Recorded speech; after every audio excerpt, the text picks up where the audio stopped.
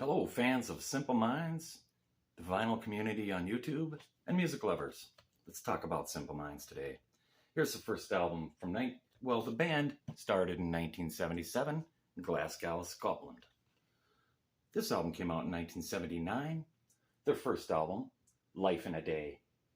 This is a really, really cool album. It indeed is Life in a Day. It's the original lineup. It kind of goes through all of life's emotions and ups and downs and stories in one day in one album. I like fantastic artwork and many great songs. Now it starts off sort of with a new wave, a little bit of a craft work in the keys, synth, almost a little bit of sounding like The Cure.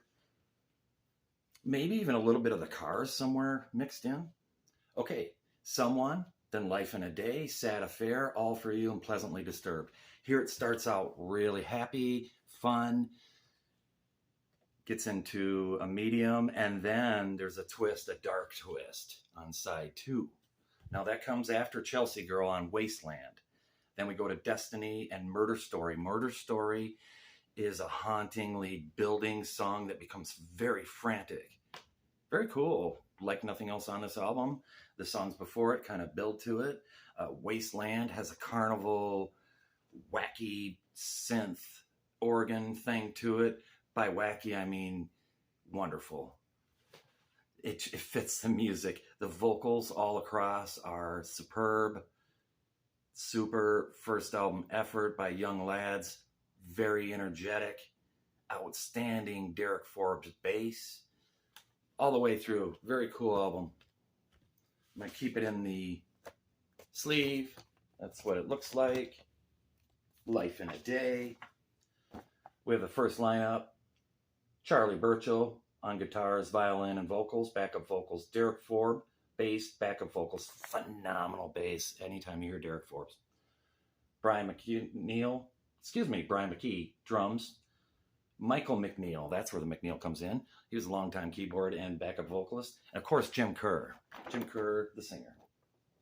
And what an excellent vocalist he is. They had a few albums as a busy band would. Right after that, more channeling craft work, more experimental. Looking to upgrade those albums. But then we move on to 1981. This is a very interesting year for music. This is really cool. Suns and Fascination. You got old American cars here, some cool photo effects. In Transmission on side 1, Sweat and Bullet, Aggressive Fast. 70 Cities as Love Brings the Fall. Very interesting song. I'll get to more of that later. This one has lyrics. All three of those do, of course. We'll move on to side 2, Love Song, very well known. This is the Earth That You Walk Upon, hauntingly phenomenal. What they get to be almost a Joy Division sounding bass sometimes. Suns and Fascinations, love that. And Seeking Out the Angels. Seeking Out the Angels is another beautifully haunting song telling a story that I really feel the emotion in. Here we have a part 2. See, it's not a double album, but it is a double album, but you buy them separately. Theme for Great Nations. Oh, up and down. It's a kind of a new wave, almost disco-y, almost pre-rap, alternative feel to it. The American, that's more straightforward, Simple Minds, what's coming ahead in the future. Well-known song, 20th Century Promised Land. Again, darker, bassy, Wonderful and Young Life. League of Nations, that's the most Joy Division sounding Simple Minds song that I've ever heard.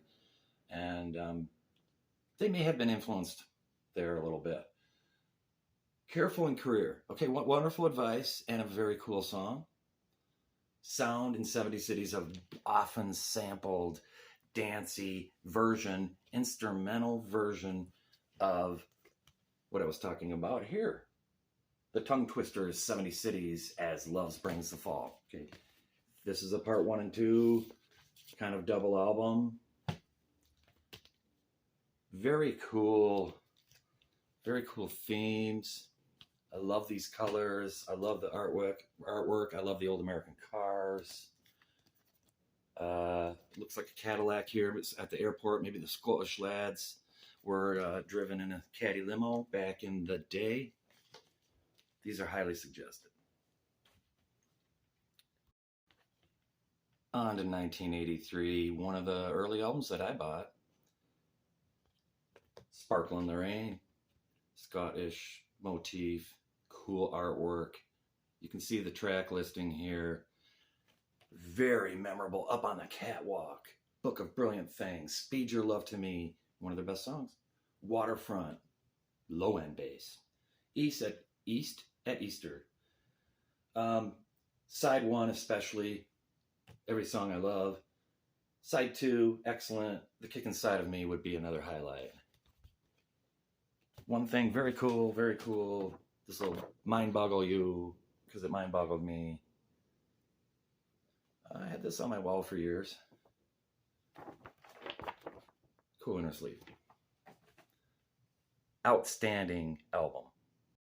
Moving right along. Don't You Forget About Me. This is an alternate 45 sleeve or jacket. Keith Forsey tried to convince Billy Idol, hey, I got a song for you. Don't You Forget About Me. It's going to be in a movie. Of course, Breakfast Club turned out to be one of the coolest movies ever. Enjoyed seeing that in a theater. The song could not have been sung better, could not have been performed better. It was meant to be for Simple Minds.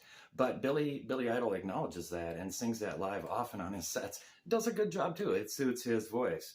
It was actually kind of written with him in mind. Don't you. But see, Jim Kerr took it and put the Simple Minds treatment to it. And it was meant to be an all-time classic. What I love is it opened up America. I lived in Europe. I'm born in America, lived in Europe in the 70s, and heard these sounds, Kraftwerk, Simple Minds, loved it. Moved back to America, wasn't quite hearing it. I was hearing Devo, which was similar. This brought Simple Minds to the mainstream American musical audience. Thank goodness for that. So what happened to a lot of us is we heard those albums, Sparkle in the Rain. What did I do after hearing Sparkle in the Rain? I went out and bought this. I went back in time. New Gold Dreams, 81, 82, 83, 84. Okay, Someone, Somewhere in Summertime.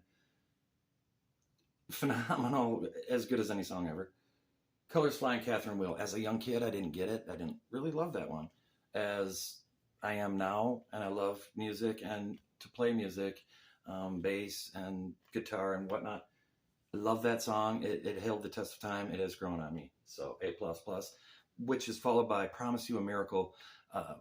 Many people first heard that and thought it was Promise You America, but that's how memorable it was.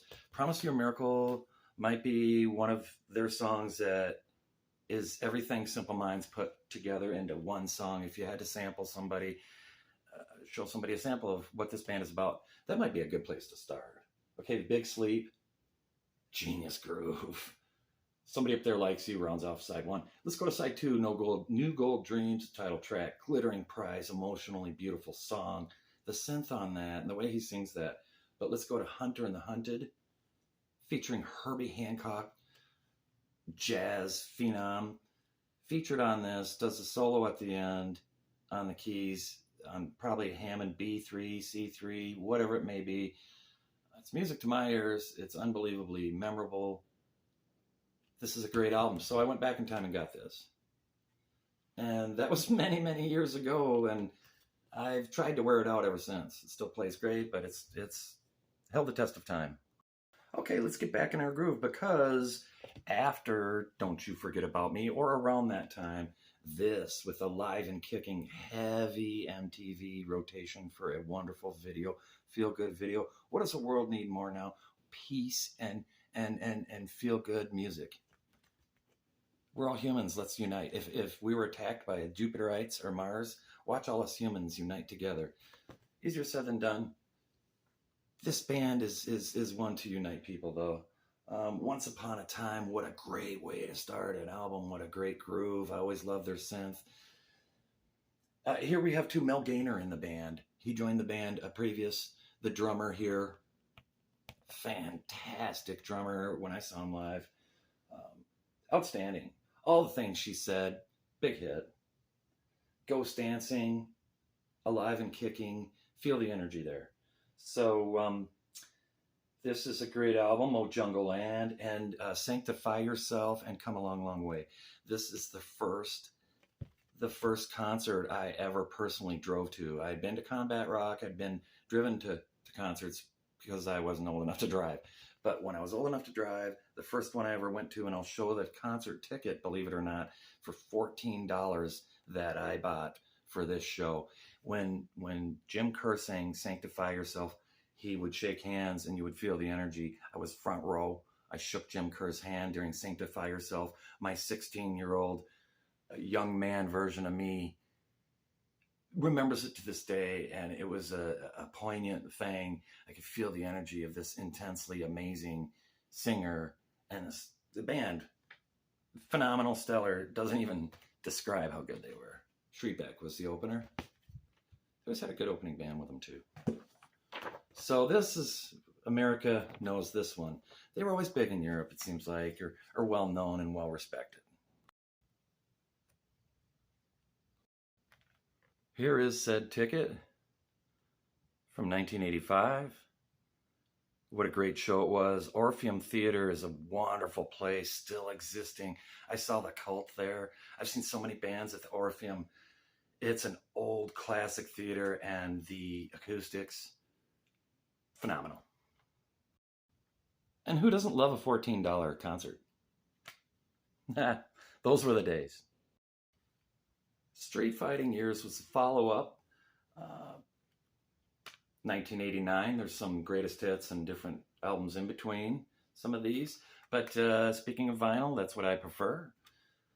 I sold the heck out of this CD at one of the record stores I worked at. I worked at 4 record stores. And right around this era, pressings were becoming less common on vinyl. CDs were all the rage, and we sold many of them because we would listen to this and people would come in and hear that familiar Jim Kerr voice and the amazing music of Simpleminds, and we'd have an easy sale and one we could be proud of. Okay, Good News from the Next World was after that. That's fantastic with She's a River, Night Music, Hypnotized, Great Leap Forward. Again, another very cool CD. But let's go back in time. Let's go back in time because there's something I skipped off this. Street Fighting Years, Soul Crying Out, great song. Wall of Love, so cool. There's a lot of emotion on this. Take a Step Back, and good advice. Okay, there's something stellar about this that needs to be stated, and that's Lou Reed is on this. This Is Your Land. So it's a video, a song, and we all know Jim Kerr's fantastic voice, very poignant. Suddenly Lou Reed shows up. And it's on This Is Your Land, and he says, money can't buy me. Money can't buy me. I've got the time. Time is on my side. And it is so different than Jim's voice, and it hits the perfect mark on that song. It tugs at your heartstrings. You feel what he's saying. Love that. Love that. It's like when Iggy and David Bowie go back and forth. Gang of Four did some of that too, with 2 distinctly different voices back and forth. That's a highlight on that. So a lot of people say that U2 and Simpleminds sound so much alike. I've seen U2 live many times. I've seen Simpleminds live. I find Simpleminds to be much more almost dancey. I don't find their voices to be similar. I find that Simpleminds is much more oriented with keys, synth. Similar, yes. Copycats, not at all. Okay, Dave Clark 5 and the Beatles. Now, if you're from that era, Dave Clark 5 and the Beatles really sound nothing alike. But if you're not from that era, and kids these days, you might hear to an untrained ear, you might hear Dave Clark 5 and think it's the Beatles. Similar, yes. They're very similar. But sound alike, if you're from that era, you're going to know that saxophone of Dave Clark 5. You're going to know the sounds of the Beatles. So similar, yes. The same, no. And let's talk about some of the other friends of Jim Kerr and Simpleminds. Known, of course, with the U2 connection, but there's many other bands and connections. So what's very cool is they often appear on each other's albums singing back up. Peter Gabriel, a lot of his early albums are self-titled. So we came up with names like Melt, which was pretty obvious. Even before that, Car. So Peter Gabriel, Security. Love that album cover, love that album. Could talk for hours about all these. And so what? So they would sing backup for each other on each other's albums quite often. And another person touring and singing on the albums is Michael Bean from The Call, whose son is from the singer of the Black Rebel Motorcycle Club. Lots of stories about that. I'll probably do a deep dive on that because The Call is one of my all-time favorite bands also. And so between Peter Gabriel, Michael Bean, Jim Kerr, they appear on each other's albums quite often.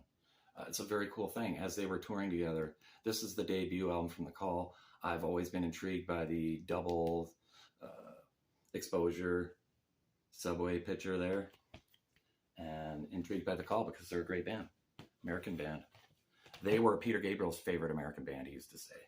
This one has Garth Hudson from the band playing keys and synth. Wow, would have never thought of that combination. This one is really well known. The Walls Came Down, probably the best known Call album. I could talk a lot about their other stuff. We'll show real quick Into the Woods, Reconciled, and Seen Beyond Dreams in no particular order. Pretty cool to be hanging out with your buddies in different bands like that and touring together and then appearing on each other's albums. Thank you again for coming along with us on this musical journey. Be kind, rewind. We'll catch you on the flip side.